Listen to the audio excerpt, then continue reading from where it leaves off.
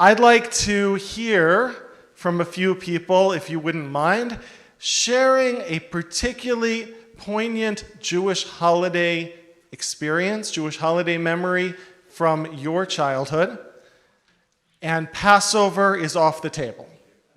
Can't be Passover, otherwise it'll all be a Seder memory. A particularly meaningful Jewish holiday experience from your growing up. Also, if you happen to join the Jewish people later on in your life from early in your Jewish experience.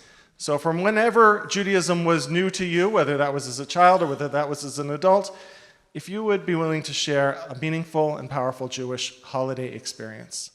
Who would like to share a little bit? Not Passover.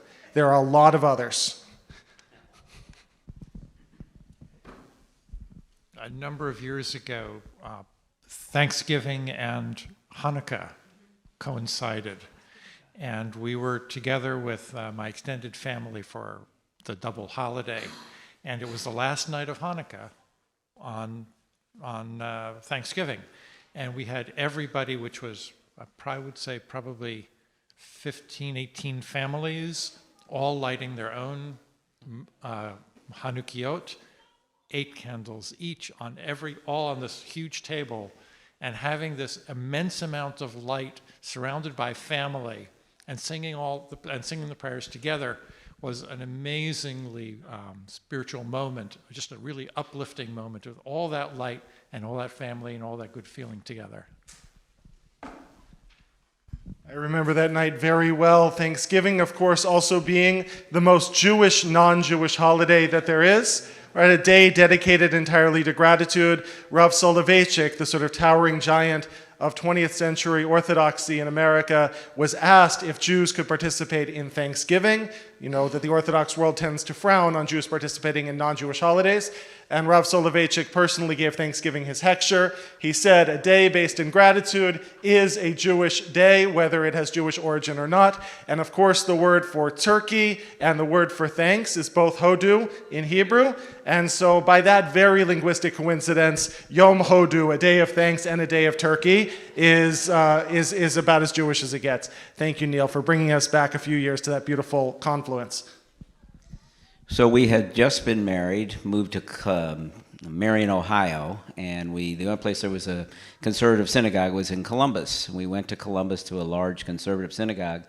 It was Yom Kippur, and there was a terrible thunderstorm and lightning storm. The lights went out, and they brought out candelabras, lit up the synagogue with 4 or 5 candelabras, and did the Nila and closing service all in the dark with these candelabras, so it made it a much more spiritual event. An idea for next year.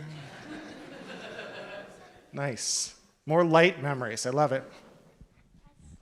So I'm first.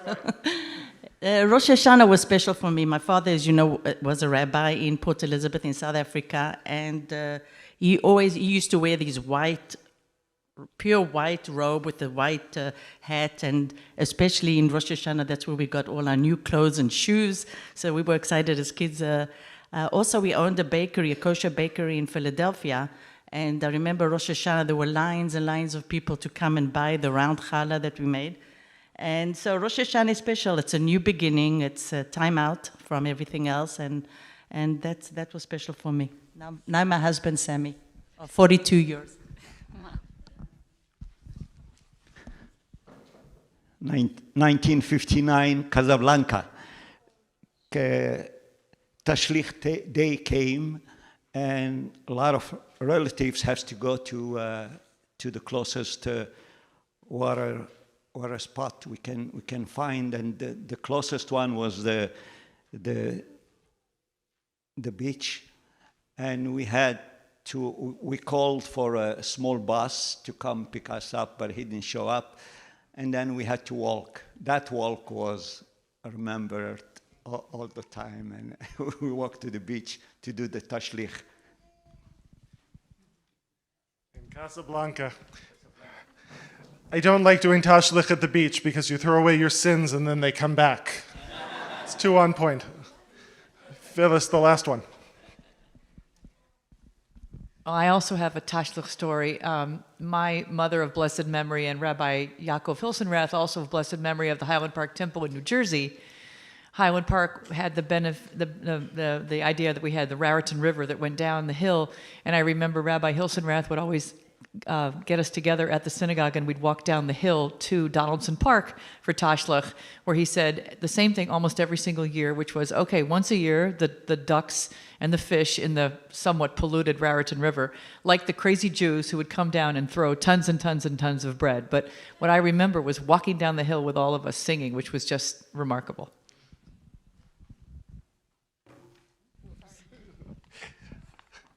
Vaydaber Hashem el Moshe lemor, and God said to Moses, Daber el bnei Yisrael marta lehem moadei Hashem asher tikra'u otam mikra'e kodesh elechem moadei.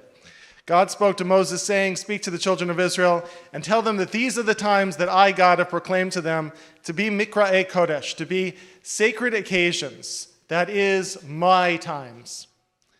The Parsha that we read today, we only read a third of the Parsha every year. We're on the triennial cycle. We read the first third, which were all these regulations regarding the priests, but the latter two-thirds of the Parsha are taken up with a recap of the calendar, going back through all of the major holidays of the year. For many Jews, holidays are the entrance point and the most profound point of emotional connection to Jewish life. Judaism comes most alive during these days that are full of experience, full of song, full of family, full of light. Wanted to think together for a few minutes about what it is that our calendar is supposed to be doing for us. What do these holidays offer us as a way of walking forward as Jews in the world? And brought a couple of thoughts from some rabbis who have weighed in on this question. The first is from Michael Strassfield. You might know best as the author of the Jewish Catalog. He says, festivals act as lodgings for travelers making their way through the year. These festival inns are special accommodations, not solely for rest or retreat from the world, but also places to halt and take our bearings, to make sure we're traveling and not going around in circles.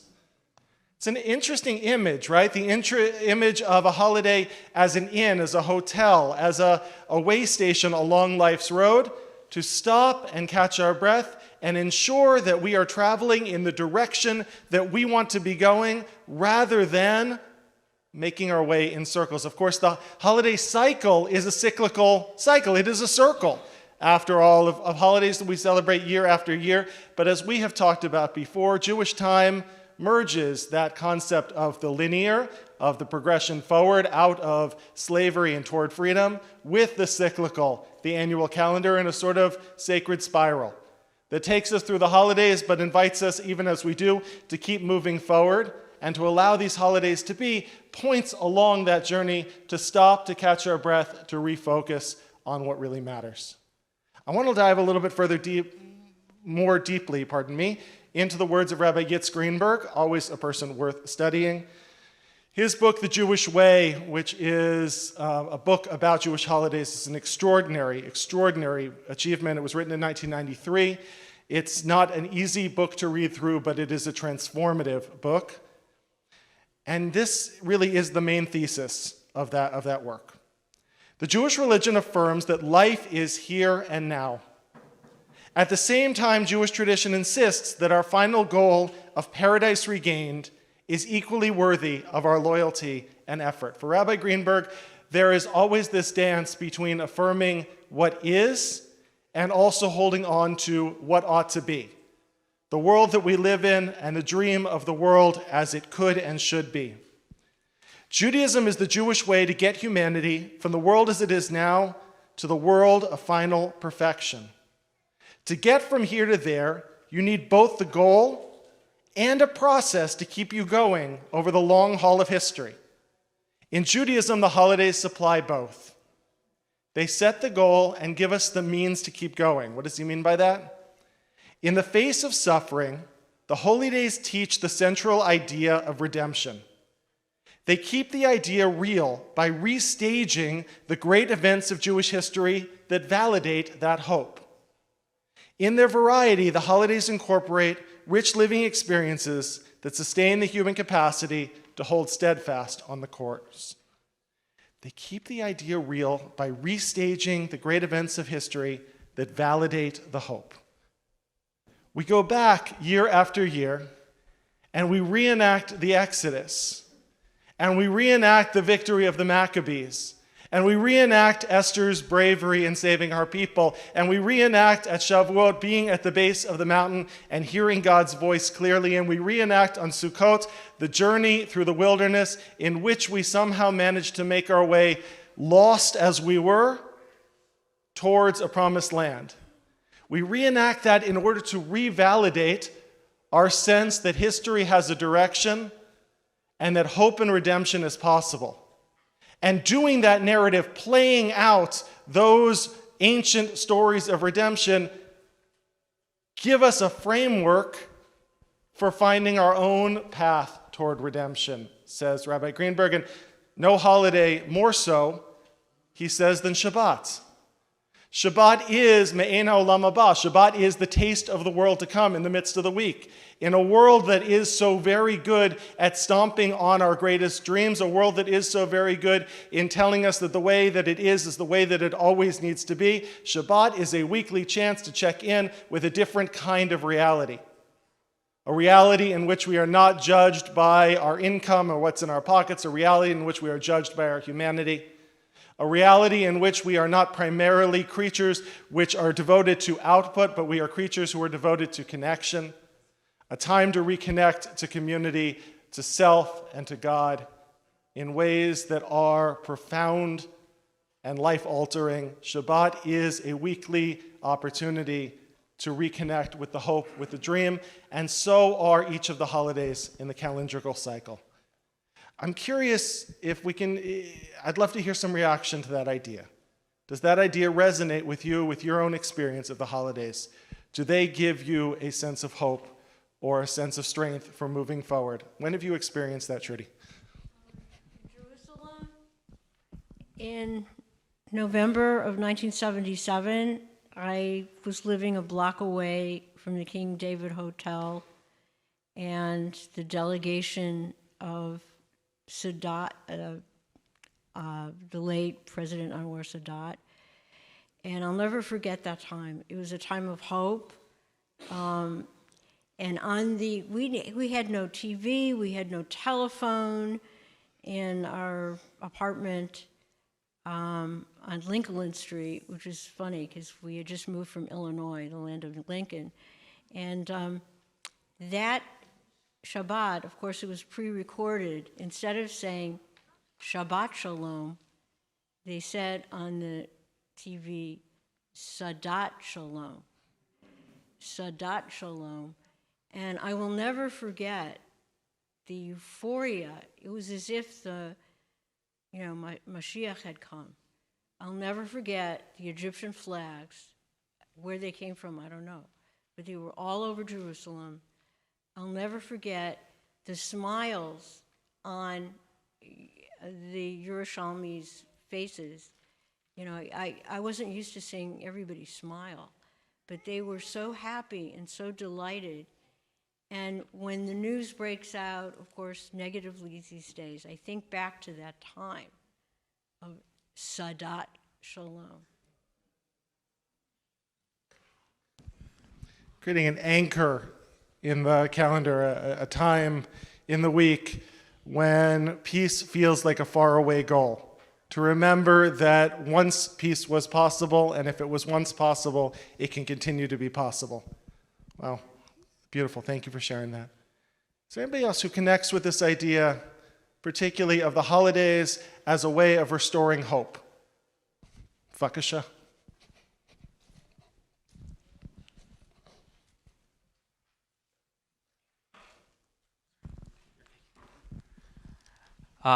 So I remember one year when I was in New York in Crown Heights, and the headquarters or the main shul for Chabad, I think it was 770 is what they call it. That's the address. And it was Friday night, and we were just all there in shul, and all of a sudden, the first prayer starts, and everybody starts getting up.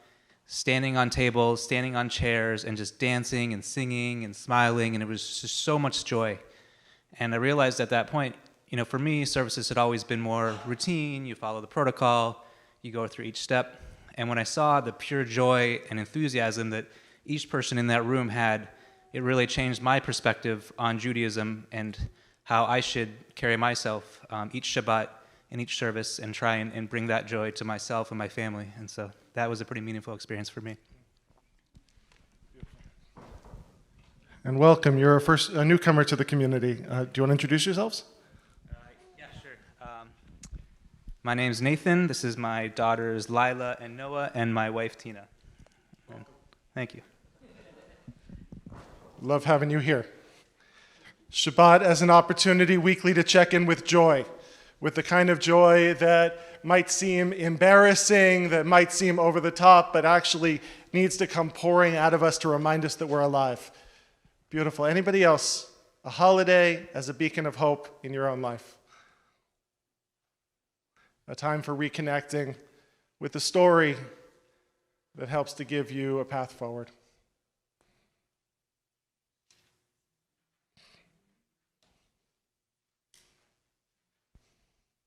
Please. I'm not thinking of a particular experience, but I think Pesach does that every year because it reconnects us with our history, but it also often reconnects us with, or connects us differently with different people. And I think that's something that's, even though you had said not Pesach. Not Pesach for the childhood memory, but what does this better than Pesach on an annual basis? On the other side of your sheet, you can see this pyramid. This comes from the educational psychologist who sort of understood to be the grandfather of the concept of experiential education, Edgar Dale. Edgar Dale, in his research published in the late 1960s, showed that the primary ways that we as educators teach don't really work. The way of teaching that involves standing up in front of a group of people and explaining something doesn't work. You don't remember what you hear. I don't remember what I hear. It always knocks me out when somebody comes back and tells me, Rabbi, you talked about this in a sermon 3 months ago, because I don't remember what I hear in sermons, so I can't believe that you do. Right? We don't actually retain very much that we hear. We retain a little bit more of what we read, but only if we are reading very carefully. This is not bedside table reading. This is reading with a highlighter in hand very slowly. How many of us have read through a book and realized that we've gone 10 pages and retained absolutely nothing in those preceding 10 pages? We don't, as human beings, learn very well by hearing. We don't learn very well by reading. How do we as people learn? We learn by experience. We learn by doing. What the holidays offer us is an experiential curriculum. They offer us a curriculum in which we reenact each of these events of hope, in which we eat our history, as Israel Zangwill said on Passover, in which we taste our ancestors' tears and the bitterness and also the sweetness of freedom, in which we light the lights of the Hanukkah in just the same way that the Maccabees did when they re-entered the temple and re-sanctified the sanctuary and relit the menorah. We reenact our journey through the wilderness by building a sukkah and going in it and being like a desert traveler. We reenact the experience of standing at Sinai by staying up late into the night, receiving Torah for ourselves. These stories of hope, these way stations to help us find our way, they don't work just by hearing about them. The stories don't sink in when we hear about them. The stories don't move us most when we read them. But when we live them, when we experience them, when we walk the path of our ancestors and re-experience their joy at redemption, we find the possibility of our own. We are halfway between Passover and Shavuot, a little bit more than halfway. We are on a journey from Exodus to Revelation. I invite you, as we take this journey together, to not just do this journey in our heads, but to do the journey in our hearts, in our guts, with our body, to feel ourselves on a path that's been trodden before, to feel ourselves as checking in with an ancient hope that can give us hope even today. Shabbat Shalom.